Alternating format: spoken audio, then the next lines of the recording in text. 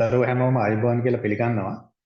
ඔන්න මේ ග්‍රාම නිලධාරී සේවයේ තුන්වෙනි ශ්‍රේණියේ තනතුරු වලට බඳවා ගැනීම සඳහා විවෘත තරඟ විභාගය දෙසැම්බර් මාසයේ පැවැත්වෙනවා කියලා රාජ්‍ය පරිපාලන අමාත්‍යාංශයෙන් දැනුම් දීමක් කරලා තියෙනවා. හරි ගැසට් පත්‍රයක් මගින් ඔයගොල්ලන්ට ඔන්න ප්‍රකාශයට පත් කරලා තියෙනවා. එතකොට ඔයගොල්ලන්ට පුළුවන් ඔන්න රාජ්‍ය සේවයට ඇතුළත් වීමට බලාපොරොත්තු වෙමින් ඉන්න දරුවන්ට අවුරුදු 21ට වැඩි 35ට අඩු අයට හැමෝටම සුදුසුකම් ලත් හැමෝටම රාජ්‍ය සේවයට ඇතුළත් වෙන්න ග්‍රාම නිලධාරී කෙනෙක් විදිහට සේවය කරන්න රජයේ තනතුරක් හොබවන්න පරිපාලන සේවයේ කියන්නේ පරිපාලන සේවයේ ප්‍රාථමිකම නිලධාරියෙකුගේ තනතුරක් හොබවන්න ඔයගොල්ලන්ට ඔන්න හැකියාව ලැබිලා තියෙනවා. එතකොට ඔයගොල්ලෝ මෙතනදී කොහොමද මේ විභාගයට ආයුධම්පත් ඉදිරිපත් කරන්නේ? ආයුධම්පත් ඉදිරිපත් කරනකොට මොනවද ඔයගොල්ලන්ට තියෙන්න ඕන සුදුසුකම්? එතකොට මේ සුදුසුකම් සපුරලා තියෙනවා නම් කොහොමද ආයුධම් පත්‍රය අපි සම්පූර්ණ කරන්නේ? විභාගයක් තියෙනවා කියලා කියනවා දෙසැම්බර් මාසෙදී. එතකොට විභාගයට කොහොමද ආයුධම් සූදානම් වෙන්නේ? මොනවද මේ විභාගයේ තියෙන විෂයන්? මේ විෂයන් වල බරපතලකම් මොන වගේද? ඔන්න ඔය වගේ ගැටලු කිහිපයක් ඔයගලන්ට තියෙනවා මේ වෙද්දි. හරි බඳව ගන්න කොහොමද? බඳව ගන්නකොට ඔයගොල්ලෝ කොහොමද මේ සම්මුඛ පරීක්ෂණ වලට එහෙම සහභාගී වෙන්න ඕනේ? මේ වගේ ගැටලු තියෙනවා. එතකොට මේ ගැටලු පිළිබඳ පොදුවේ හරි මේ ගැටලු වලට ඒ කියන්නේ මූලික ගැටලු කිහිපයකට අවශ්‍ය කරන ඔයගොල්ලෝ දැනගන්න ඕන පොඩි කරුණු කාරණා කිහිපයක් පිළිබඳ කතා කරන්න විනාඩි 10ක විතර වීඩියෝ එකක් කරන්න මට හිතුණා. ඒක නිසා මේ වීඩියෝ එකේ මම ඔයගොල්ලන්ට මේ ග්‍රාම නිලධාරී තනතුරේට ආයුධම්පත් කොහොමද ඉදිරිපත් කරන්නේ? එතකොට ආයුධම්පත් ඉදිරිපත් කරනකොට තියෙන්න ඕන සුදුසුකම් මොනවද? ඊට පස්සේ විභාගයේ කොයි කාලෙද තියෙන්නේ සහ විභාගයේ මොනවද විෂයන්? මේ විෂයන් වලට කොහොමද සූදානම් වෙන්න ඕනේ? උන් ඔය කියන මේ පොඩි කාරණා කිහිපයක් පිළිබඳ මම කතා කරන්න බලාපොරොත්තු වෙනවා.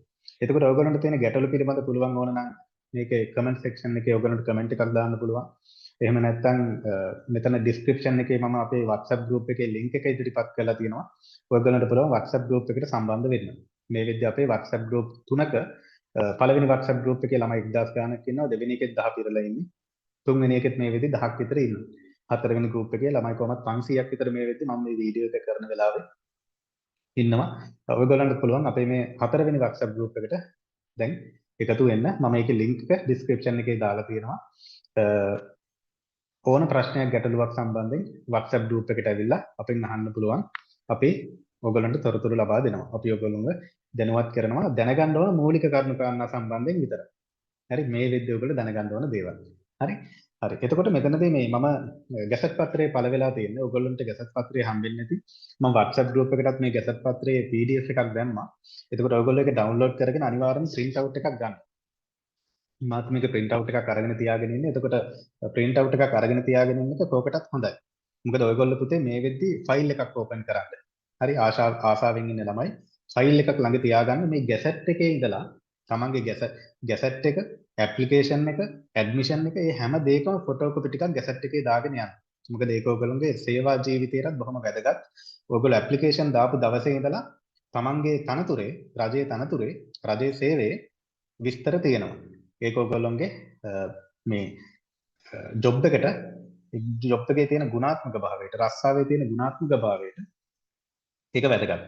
හරි එතකොට print out එකක් අරගන්න මේකේ මේ තාම මේ ප්‍රකාශයට පත් වෙලා තියෙන්නේ. ඒ කියන්නේ තාම හුවමාරු වෙන්නේ මේ ඉංග්‍රීසි පිටපත විතරයි.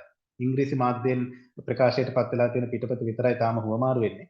අපි බලමු ඉස්සරහට සිංහල පිටපතක් ප්‍රකාශයට පත් වෙච්ච ගමන් මම WhatsApp group එකට දාන්නම්. ඔයගොල්ලෝ WhatsApp group එකට එකතු වෙලා ඉන්න. හරි. එතකොට මේ ගැසට් පත්‍රයේ මේ ඔයගොල්ලෝ දැනගන්න ඕන කරුණු කාරණා කිහිපයක් සම්බන්ධයෙන් අපි සාකච්ඡා කරමු. මම මේ සාකච්ඡාව විනාඩි 10කට 12කට විතර සීමා කරන්න බලාපොරොත්තු වෙනවා. මොකද අපි එච්චර ලොකුවට මේ ගැන තාම කතා කරන්න ඕනේ නැහැ. අනිත් එක තමයි හොඳම වැදගත්ම කාරණේ මේක හොඳට අහගන්න ළමයි. මේ තාම ඇප්ලිකේෂන් එක දාන්න මම වෙබ්සයිට් එකට ගියා දෙපාරක් තුන් පාරක්. මේ වීඩියෝ එක කරන්න කලිනුත් මම වෙබ්සයිට් එකට ගියා විභාග දෙපාර්තමේන්තුවේ වෙබ් අඩවියට. ඒකෙදි තාම ඇප්ලිකේෂන් එක දාන්න මට හැකියාවක් ලැබුණේ නැහැ. ඕගොල්ලන්ටත් එහෙම වෙන්නේ නැති කියලා මම හිතන්නේ. තාම ඇප්ලිකේෂන් එක දාන්න බෑ. ඒ නිසා කවුරුත් කලබල වෙන්න එපා. මොකද නොවැම්බර් මාසේ 24 වෙනිදා උදේ 9 වෙනකන් ඕගොල්ලන්ට ඇප්ලිකේෂන් එක දාන්න පුළුවන්. ඒ නිසා කිසිම කෙනෙක් කලබල වෙන්න ඕනේ නැහැ. ඉන්න පොඩ්ඩක්. හරි. ඒ කියන්නේ තව දවසකින් දෙකකින් තුනකින් හතරකින් අපි හිමින් සීරුවේ රුපියල් 1000ක් තමයි ඇප්ලිකේෂන් එකේ ගාස්තුව. ඒ සල්ලි හොයාගෙන අපි හිමින් සීරුවේ මේක දාගමු. තේරුණාද? ආන් මේක හොඳට ඔළුවේ තියාගන්න. තාම ඇප්ලිකේෂන් එක දාන්න බෑ මම මේ වීඩියෝ එක කරන වෙලාව වෙනකොට. හරි. ගැසට් පත්‍රයේ පළවෙනි පිටුවේ මෙන්න මේ විදිහට සඳහන් වෙලා තියෙනවා. ඒ කියන්නේ මෙන්න මේ කාරණා පිළිබඳව ඔයගොල්ලෝ කියවලා අවබෝධයක් ලබා ගන්න. මේකේ තියෙනවා මේ මොකද්ද තනතුර? මොකද්ද සේවය කියන එක තියෙනවා. මොකද්ද ශ්‍රේණිය කියන එක තියෙනවා. හරි. එතකොට ග්‍රාම නිලධාරී සේවයට තමයි මේ බඳව ගන්න. ඒකේ තුන්වෙනි ශ්‍රේණියේ තනතුරු සඳහා තමයි මේ බඳව ගන්න. ඒක වැදගත්. හරි. එතකොට අමාත්‍යාංශය මොකද්ද කියලා කියනවා. රාජ්‍ය පරිපාලන අමාත්‍යාංශය. හරි. රාජ්‍ය පරිපාලන පළාත් සභා සහ ලෝකල් ගවර්න්මන්ට් මේ අමාත්‍යාංශයට තමයි බඳව ගන්න. හරි. එතකොට දෙසැම්බර් මාස 25 වෙනිදා මේ බඳවා ගැනීම සඳහා විභාගය පැවැත්වෙනවා කියලා කියනවා. ඒක මෙතනදී වැදගත්. තේරුණාද? ඒක මතක තියාගන්න. ඊට පස්සේ අනිත් එක තමයි ඔයගොල්ලෝ මේ සුදුසුකම් තියෙන දරුවන්ට විභාගයක් පවත්වනවා. විභාගයක් පවත්වලා මේ විභාගේ වැඩිම ලකුණු ගන්න දරුවෝ තමයි සම්මුඛ පරීක්ෂණයට කැඳවන්නේ. ඒ කියන්නේ පුරප්පාඩු ගණන වගේ දෙගුණයක් ළමයි කැඳවනවා. ඒ කියන්නේ අපි හිතමු පුරප්පාඩු තියෙනවා කියලා 2000ක් උදාහරණයකට මම කියන්නේ. පුරප්පාඩු 2000ක් තියෙනවනම් ළමයි 4000ක් සම්මුඛ පරීක්ෂණයට කැඳවනවා. එතකොට සම්මුඛ පරීක්ෂණයේදී ලකුණු දෙන පිළිවෙලකුත් තියෙනවා. ඒ පිළිබඳවත් අපි ඉදිරියේදී කතා කරමු. විභාගයේදී මෙන්න මේවා තමයි ඔයගොල්ලන්ට හම්බෙන මේ ප්‍රශ්න පත්‍ර තුනක් ඔයගොල්ලන්ට හම්බෙනවා. පළවෙනි ප්‍රශ්න පත්‍රය තමයි ඔයගොල්ලන්ගේ භාෂා හැකියාව මනින්න. සිංහල භාෂා හැකියාව වේවා, දෙමළ භාෂා හැකියාව වේවා මනින්න ප්‍රශ්න පත්‍රයක් දෙනවා. දැන් මෙතන ඉන්නේ ගොඩක්ම සිංහල ළමයිනේ. නේ සිංහල භාෂාවෙන් මේ විභාගෙට මුහුණ දෙන ළමයි තමයි ගොඩක් ඉන්නේ. එතකොට ඒගොල්ලන්ට සිංහල භාෂා හැකියාව ප්‍රශ්න පත්‍රයක් අපේ හම්බෙනවා. රචනය, සාරාංශකරණය, ලිපියක් රාජකාරී ලිපියක් ඉදන්පත් කිරීම, දීලා තියෙන දත්ත පදනම් කරගෙන ප්‍රස්තාර වගු සකස් කිරීම, නිවැරදි ව්‍යාකරණානුකූල භාවිතය, ඔන්න ඔය වගේ මේකේ ගැසට් පත්‍රයේ තියෙනවා මේ අදාළ කාරණා සිලබස් එක තියෙනවා. පැය එකහමාරක ප්‍රශ්න පත්‍රයක් ඔයගොල්ලන්ට හම්බ වෙනවා. එතෙන්ද නම් ඔයගොල්ලෝ ලකුණු 40ක් අරගන්න. මෙතනදී මේ කියන්නේ ප්‍රති විභාගේ සමත් වෙන්න. ඒ කියන්නේ ලකුණු 40ක් ගත්තොත් එහෙම ඉන්ටර්විව් එකට කැඳවනවා කියන එක නෙවෙයි මෙතන කියන්නේ. වැඩිපුර ලකුණු ගත්ත කට්ටිය තමයි ඉන්ටර්විව් එකට කැඳවන්නේ. නමුත් විභාගේ සමත් වෙන්න නම් ලකුණු 40ක් ඔයගොල්ලෝ ගන්න. ඊට පස්සේ සාමාන්‍ය දැනීම. ඒ කියන්නේ කාලීන ප්‍රවණතා. හරි. ඒ කියන්නේ දේශීය සහ විදේශීය වශයෙන්, ගෝලීය වශයෙන්, ගෝලීය ප්‍රවණතා පිළිබඳ ඔයගොල්ලෝ දැනගන්න ඕන. සාමාන්‍ය දැනීම. GK කියලා කියන්නේ පොදුවේ GK ප්‍රශ්න පත්‍රයක් ඔයගොල්ලන්ට හම්බ වෙනවා. පැයකමාරක ප්‍රශ්න පත්‍රයක් ඔයගොල්ලන්ට හම්බෙන්නේ ලියන්න. ඊට පස්සේ ඇප්ටිටියුඩ් අභියෝග්‍යතාව. ඒ කියන්නේ IQ කියලා ඔයගොල්ලෝ ඉගෙන ගත්තේ. අන්නේ IQ ටෙස්ට් එකක් තියෙනවා. ප්‍රශ්න පත්‍රයක් ඔයගොල්ලන්ට හම්බ වෙනවා. පැයක ප්‍රශ්න පත්‍රයක්. දැන් මෙතන පහුගිය MSO විභාගයට එහෙම මුහුණ දීලා තියෙන ලියපු ළමයි ඇති. අන්න ඒ වගේ IQ ප්‍රශ්න පත්‍රයක් ඔයගොල්ලන්ට හම්බ වෙනවා. මෙන්න මේ ප්‍රශ්න පත්‍ර තුනට තමයි අපිට ඔයගොල්ලෝ පිළිතුරු ලියන්න ඕනේ. මේ ප්‍රශ්න පත්‍ර තුනෙන් වැඩිම ලකුණු ගත්ත ළමයිව තමයි සම්මුඛ පරීක්ෂණය සඳහා කැඳවන්නේ. ඒ කියන්නේ පුරප්පාඩු ගණන වගේ දෙගුණයක් ළමයි සම්මුඛ පරීක්ෂණයට කැඳවන්නේ. විභාගයේදී වැඩිම ලකුණු ගත්තා. ඒක මතක තියාගන්න. ඊළඟ කාරණේ ගැසට් පත්‍රයට අනුව මේ දැන් සම්මුඛ පරීක්ෂණයට කැඳවද්දී සම්මුඛ පරීක්ෂණයේදී ලකුණු දෙන පටිපාටියක් තියෙනවා. දැන් විභාගයේ ලකුණු වලට අමතරව තවත් ඔයගොල්ලෝගේ බලනවා. ලීඩර්ෂිප් නායකත්ව කුසලතා පිළිබඳ බලනවා. ලකුණු 15ක් වෙනවා නායකත්ව කුසලතාව. හරි ඊට පස්සේ ක්‍රීඩා හැකියාව තියෙනවා. ක්‍රීඩා දක්ෂතා තියෙනවා. හරි ඊට පස්සේ භාෂා පිළිබඳ වෙනත් භාෂා පිළිබඳ ඔයගොල්ලන්ට දැනුමක් අවබෝධයක් තියෙනවා. පරිගණක කුසලතා තියෙනවා. හරි කොහොම ඔය වගේ ඊට පස්සේ සම්මුඛ පරීක්ෂණයේදී ඒ අදාළ නිලධාරීන් අහන ප්‍රශ්න වලට උත්තර දෙන විදිහකුත් ඔයගොල්ලෝ තියෙනවනේ. ඒ සම්මුඛ පරීක්ෂණයට ඔයගොල්ලෝ මුහුණ දෙන විදිහකුත් තියෙනවනේ. එතකොට අන්න එතනදී විශේෂ ලකුණු ප්‍රමාණයකුත් ඔයගොල්ලන්ට හම්බ වෙනවා. ඒ විදිහට සම්මුඛ පරීක්ෂණයේ ලකුණු 50ක් ඔයගොල්ලන්ට හම්බ වෙනවා. එතකොට සම්මුඛ පරීක්ෂණයේ ලකුණුයි අර ඔක්කොම ටික එකට එකතු කරලා තමයි ඊට පස්සේ ඔයගොල්ලන්ට රස්සාව හම්බෙන්නේ වැඩිම ලකුණු ගත්ත කට්ටියට. තේරුණාද? ඒක පොඩ්ඩක් ඔළුවේ තියාගන්න. දැන් මෙතනදී ඔයගොල්ලෝ මේ අර තමන්ගේ ධෛර්යය නැති කරගන්න එපා. දැන් ගොඩක් ළමයි ආසාවෙන් හිටියා ග්‍රාම නිලධාරී විභාගයේ ගැසට් කරනකම් මේක දාන්න, මේක ලියන්න, විභාගයේ උපරිම ලකුණු ගන්න. එතකොට හැබැයි ඒගොල්ලෝ හිතනවා අපිට මේ ක්‍රීඩා කුසලතා අපිට නැහැනේ. අයියෝ ඉතින් අපි කම්පියුටර් කෝස් කරලා නැහැනේ. ඉතින් ප්‍රශ්නයක් කරගන්න එපා. හරි? ප්‍රශ්නයක් කරගන්න එපා. ඉතින් ක්‍රීඩා හැකියාව වලට ලකුණු 5යි හම්බෙන්නේ. හරි? ඊට පස්සේ කම්පියුටර් වලට ලකුණු 10යි හම්බෙන්නේ. ඒක ප්‍රශ්නයක් කරගන්න එපා. විභාගෙ වැඩිම ලකුණු ගන්න. විභාගෙ වැඩිම ලකුණු අරගෙන ඉන්ටර්වයුව බෝඩ් එකේ ඉස්සරහ කතා බහ කරනවට ලකුණු 10ක් විතර ඔයගොල්ලන්ට වෙන් වෙලා තියෙනවා. ඒ ටික කතාගෙන යන්න දෙන්න. හරි කවුරුත් මෙතනදී අධෛර්යයටපත් වෙන්න එපා. තේරුණාද? ඊට පස්සේ ඊළඟ කාරණේ ඔයගොල්ලෝ දැනගන්න ඕනේ මෙතනදී සුදුසුකම් මොනවද ඔයගොල්ලන්ට තියෙන්නේ කියලා. ඒ කියන්නේ බලපැවැත්වෙන සුදුසුකම්. ඒ කියන්නේ ඇප්ලිකේෂන් එක දාන්න ඔයගොල්ලන්ට මොනවද තියෙන්නේ? පළවෙනි එක තමයි මෙතන මේ යම් ගැටලුකාරී තත්ත්වයන් තියෙනවා. ඒ අපි ඉස්සරහට කතා කරමු මේ දෙපාර්තමේන්තුවත් එක්ක කතා කරලා අපි මේ ඔයගොල්ලන්ට මේ ගැටලු පිළිබඳ WhatsApp group එකට දාන්න. ආසන්නතම අවුරුදු 6ක කාලය තුල අවුරුදු 3ක් ඔයගොල්ලෝ මේ ප්‍රාදේශීය ලේකම් කොට්ටාසය තුල ජීවත් වෙන්න ඕනේ. එහෙම අයට මේකට ඉල්ලුම් කරන්න පුළුවන්. ඒක මේක ගැසට් පත්‍රයේ තියෙනවා. එතන යම් ගැටලුකාරී තත්ත්ව තියෙනවා. මොකද බැඳලා ගියපු කට්ටියට එහෙම මොන වගේ තත්ත්වයක්ද මෙතන උදා වෙන්නේ කියන එක. ඒක අපි අමාත්‍යාංශයත් එක්ක කතා කරලා විධිමත් විදිහට අපි තොරතුරක් අරගෙන ඔයගලන්ට දැනුම් දෙන්නම් WhatsApp group එක හරහා. තේරුණාද? හරි. ඊට පස්සේ අනිත් එක තමයි මේ කොහොමද මේ වයස් සීමාව වයස අවුරුදු ඒ කියන්නේ 24 වෙනිදාට. හරි. ඇප්ලිකේෂන් කෝල් කරපු දවස තියෙන්නේ. ඒ කියන්නේ ඔක්තෝබර් මාසේ 24 වෙනිදා තමයි ඇප්ලිකේෂන් කෝල් කරේ. එදාට ඔයගොල්ලෝ වයස අවුරුදු 21ට වැඩි වෙන්න ඕනේ. 35ට අඩු වෙන්න ඕනේ. තේරුණාද?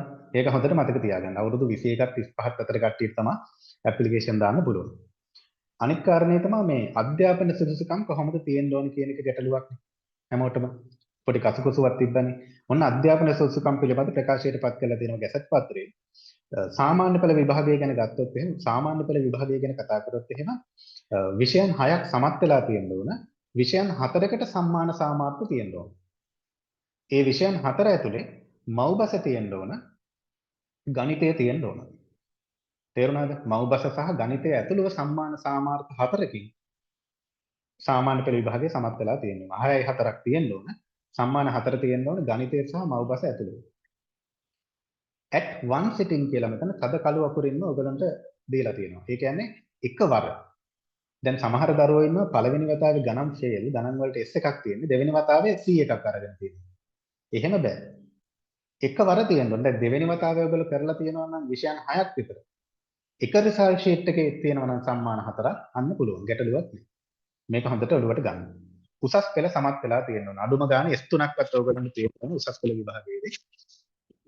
තේරුණාද? හරි. ඒක ඔළුවට ගන්න. ඊට පස්සේ ඇප්ලිකේෂන් එක දාන්න කොහොමද කියලා ගැසට් පත්‍රයේ තියෙනවා. මම මේ ගැසට් පත්‍රයේ තෝරාගත්තු වැදගත් කරුණු කාරණා කිහිපයක් පිළිබඳව තමයි ඔයගොල්ලන්ට දැනුම් දෙන්නේ. ඇප්ලිකේෂන් එක දාන්න ඔයගොල්ලන්ට වෙබ්සයිට් එකට යන්න ඕන. වෙබ්සයිට් එකට යන්න කොහොමද කියලා මම ඔයගොල්ලන්ට කියලා දෙන්නම්. හැබැයි මම මේ වීඩියෝ එක කරන වෙලාවෙ වෙනකනොත් ඇප්ලිකේෂන් එක දාන්න හැකියාවක් තිබුණේ නැහැ. මට හැකියාවක් තිබුණේ නැහැ. හරි. අපි ඉස්සරහට බලමු අද හවස හෙට අනිද්දා වගේ දවස් ඇතුළත ඒක හැදෙයිද කියලා ඒක අප්ඩේට් වෙයි. හරිද? කලබල වෙන්න එපා කවුරුත්. ඇප්ලිකේෂන් එක දානකොට පුතේ මතක තියාගන්න රුපියල් 1000ක ගාස්තුවක් විභාග ගාස්තුවක් ඔයගොල්ලෝ විභාග දෙපාර්තමේන්තුවට ගෙවන්න ඕනේ. එතනදී හොඳට ඒක අවබෝධයෙන් කරන්න ඕන වැඩක්. මොකද ඔන්ලයින් විදිහට තමයි ඇප්ලිකේෂන් එක දාන්න තියෙන්නේ. ඔන්ලයින් විදිහට ඇප්ලිකේෂන් එක දානකොට විභාග ගාස්තු ගෙවලා ඉවර වෙලා ආපහු මුලට ගිහිල්ලා සබ්මිට් කරන්න ක්‍රියාවලියක් කරනවා. ඒක වරද්ද ගත්තොත් එහෙම ඔයගලන්ට විභාගෙට ඇඩ්මිෂන් වෙන්නේ නැහැ. ඒක හරි සූක්ෂම විදිහට හරි කල්පනාවෙන් කරන්න. ඒ නිසා කවුරුත් කලබල වෙන්නේ නැතුව බොහොම මම ඒකයි කිව්වේ කලබල වෙන්න එපා. නොවැම්බර් මාසේ 24 වෙනිදා උදේ 9 වෙනකන් ඇප්ලිකේෂන් එක දාන්න පුළුවන්. කලබල වෙන්න එපා කිසි කෙනෙක්. පන්ති වලට යන්න යන කට්ටිය කලබල වෙන්නේ නැතුව හිමීට ඇප්ලිකේෂන් එක දාගන්න වරද්දන්නේ නැතුව. තේරුණාද? ඇප්ලිකේෂන් එක දාන විදිහ ගැනත් මම ඔයගලන්ට වීඩියෝ එකක් පස්සේ කරනවා. ඒ වීඩියෝ එකක් කරාට පස්සේ ඒක බලලා ඇප්ලිකේෂන් එක දාන්න හිමීට. තේරුණානේ? හරි. එතකොට ඒක බැංකු කාඩ් එකකින් ඒ කියන්නේ කාඩ් එකකින් ගෙවන්න පුළුවන්. බැංකුව ඇතුළට ගිහිල්ලා ගෙවන්න පුළුවන්. හරි ඔන්ලයින් පේමන්ට් එකක් විදිහට කරන්නත් පුළුවන්. ඒක අපි මම ඔයගලන්ට කියලා දෙන්නම් ඇප්ලිකේෂන් එක දාන්න.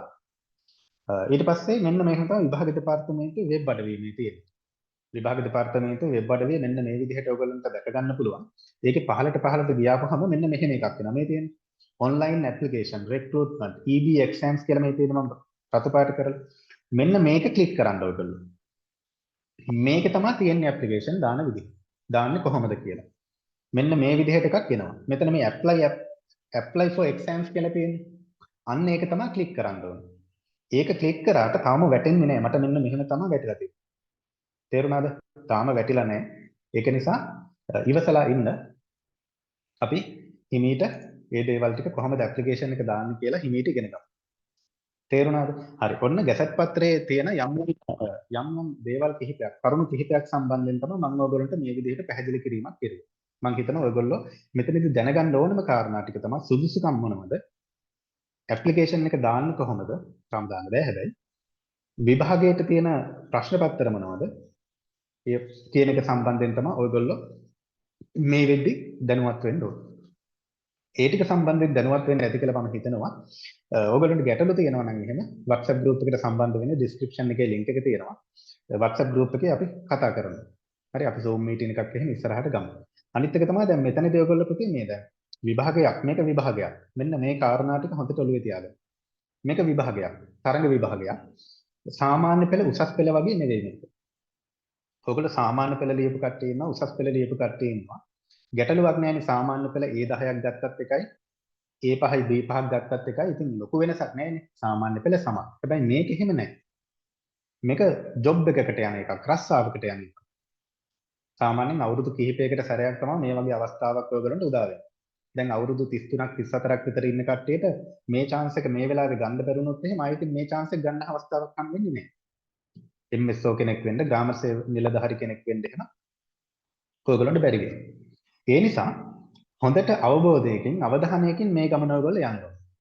මෙතනදී දැන් සාමාන්‍යයෙන් ඔපිනියන් කාරයෝ කියලා අපි කියන්නේ Facebook වල එහෙම Facebook YouTube වල එහෙම ඉන්න ඔපිනියන් දෙන කට්ටිය. නේද? සමාජ සේවා කරන කට්ටිය වැහි වැහලා ඉන්නවා. එතකොට ඒගොල්ලන්ගේ ඔපිනියන් ගන්නකොට ඒගොල්ලන්ගේ උපදෙස් සහ අනුශාසනා ගන්නකොට පුතේ හොඳ කල්පනාවෙන් උපදෙස් සහ අනුශාසනා ගන්න. ජීවිතය පිළිබඳ සමාජය පිළිබඳ ඒ අදාළ කාර්යයන් සම්බන්ධයෙන් හොඳ අත්දැකීම් තියෙන මේ සමාජයට බහැලා ජීවත් වෙච්ච සමාජයේ සමහර වෙලාවකට තමන්ගේ තැන හදාගත්ත කෙනෙක්ගෙන් ඔයගොල්ලෝ ඔපිනියන් ඔයගොල්ලෝ උපදෙස් ගන්න ඕනේ. මොකද කිසිම කෙනෙක් කැමති නැහැ පුතේ ඔයගොල්ලෝ ග්‍රාම සේවක කෙනෙක් වෙනවා. කිසිම කෙනෙක් කැමති නැහැ ඔයගොල්ලෝ රජයේ සේවයට යනවා. හොඳ රස්සාවක් නේ. මොකද මේකට රුපියල් 50000කට 60000කට විතර වැඩි පඩියක් ගන්න ජොබ් එකක් මේක. විශ්‍රාම වැටුප් තියෙනවා නේද? ඉතින් එතකොට මෙහෙම කෙනෙක් වෙනවට කිසිම කෙනෙක් කැමති නැහැ. ඒක නිසා ඔය උපදේශ අනුශාසනාවල එක පැත්තකින් හැංගිලා තියෙනවා ඉරිෂියාවක්, කුහකකමක්, ඇරියස් එකක් හැංගිලා තියෙනවා. අර සමාජ ඒ කියන්නේ සෝෂල් ඇරියස් කියලා කියන්නේ. අනිව තියෙනවා. දැන් මගේ වීඩියෝ වලට මගේ ෆොටෝ වලට දැන් මම අර ගෲප් එකේ දාන ඒවාටත් එහෙම මේ විදිහට කමෙන්ට් එන්නේ. ඔයගොල්ලෝ දැකලා තියෙන කමෙන්ට් වගේක් එහෙම දාලා තියෙනවා. ඒවා තමයි ඇරියස්. ඉතින් ඒ වගේ මිනිස්සුන්ගෙන් උපදෙස් අනුශාසනා ගන්නේ නැතුව පුතේ Taman එක්ක හොඳ ගුරුවරයෙක් නැත්නම් හොඳ වැඩිහිටියෙක් Tamanගේ ළඟ තියාගෙන ආශ්‍රය කරලා මේකට ඕන කරන උපදෙස් අනුශාසනා ටික ගන්න. ඔයගොල්ලන්ට රට වටේම පන්ති පටන් ගන්නවා ඔන්ලයින් පන්තිෙන් පටන් ගන්නවා. එතකොට මමත් පන්ති පටන් ගන්නවා ලබන සතියේ. ලබන මාසේ 5 වෙනිදා. 5 වෙනි බදාදා රැය 7ට ලබන සතියේ ඉඳලා හැම බදාදාවකම රැය 7ට සිංහල භාෂා හැකියාව පන්තිය පටන් ගන්නවා. ඊට පස්සේ අපි සාමාන්‍ය දැනීම සහ IQ පන්ති පටන් ගන්නවා. ඔයගොල්ලන්ට කැමති කට්ටියට සම්බන්ධ වෙන්න පුළුවන්. මොකද අපි MSO විභාගයටත් අපි සාමාන්‍ය සිංහල භාෂා හැකියාව සහ IQ පන්තිය පැවැත්වුණා. මෙතනදී ළමයි 500කට වැඩි ප්‍රමාණයක් සිංහල භාෂා හැකියාව සහ IQ පන්තියට සහභාගී වුණා. එතකොට අපි බලාපොරොත්තු වුණා මේ වගේ ප්‍රමාණයක් මේ පාරත් සහභාගී වෙයි කියලා. කැමති කට්ටිය සම්බන්ධ වෙන්න. මොකද ගුරුවරු සේරම පන්ති පටන් අරගෙන ඉවර වුණාම අන්තිමට තමයි මම පන්තිය පටන් ගන්නේ 5 වෙනිදා. එතකොට ඔයගොල්ලන්ට හොඳ දැනීමක් සහ අවබෝධයක් තියෙනවනේ. හැමතැනම ගිහිල්ලා බලලා ඔයගොල්ලන්ට මගේ පන්තියටත් ඇවිල්ලා බලන්න පුළුවන්. තේරුණානේ? ඔයගොල්ලන්ට ඕනම ගැටලුවක් මගෙන් අහන්න පුළුවන්. සාමාන්‍ය ෆෝන් එක ආන්සර් කරන එක නම් ඇත්තටම බොහොම මේ සීමිත ප්‍රමාණයකින් තමයි සිද්ධ වෙන්නේ. එහෙම අය WhatsApp එකක් එහෙම දාලා විස්තර අහන්න. එහෙනම් දරුවෝ හැමෝටම සුබ පතනවා. ග්‍රාම නිලධාරී කෙනෙක් වෙන්න පළවෙනි පියවර තමයි ඔයගොල්ලෝ මේ තියන්න යන්නේ. මුලින්ම විභාගය හොඳට සමත් වෙන්න ඇප්ලිකේෂන් එක දාලා. ඇප්ලිකේෂන් එක හරියට දාමු අපි. ඒකට කලබල වෙන්න නැතුව ඉන්න.